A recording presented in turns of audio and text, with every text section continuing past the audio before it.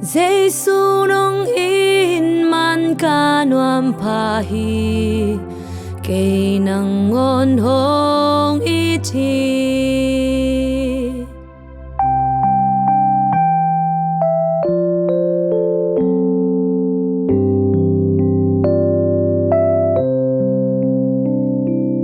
Vantung nga ipa in ahong ina Hong piang lai xiang trâu sung a hong gen ta Lai xiang trâu sung a tu a ngai pa ben Giêsu in kê hong in na ma hi ben Giêsu nong in man ka nuam pa hi Kê hong i thi Kê hong i thi Giêsu nong in man ka nuam pa hi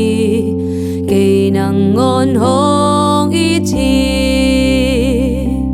Amma mangil in ka tai san hang in Hong il lai lai hi ka mang thang hang in Giêsu in hong it ken ka po ki ka Amma ang sung ka del kik ving veng ta Giêsu nong in man ka nuam pa hi Kê hong i thi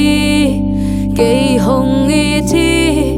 Giêsu nong in man ka nuam pa hi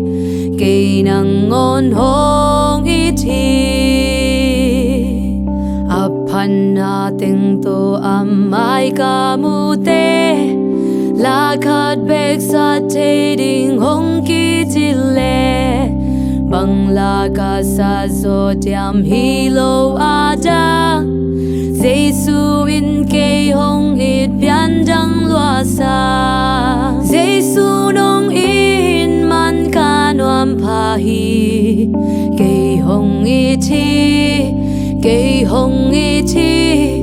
Giêsu nong in man ka nuam pa hi Kê nang ngon hong i thi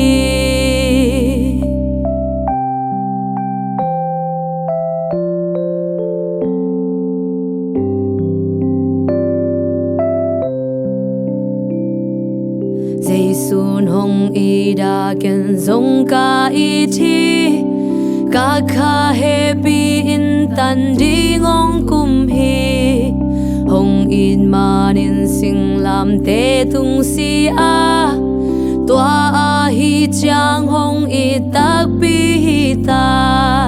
Giêsu nong in man ka nuam pa hi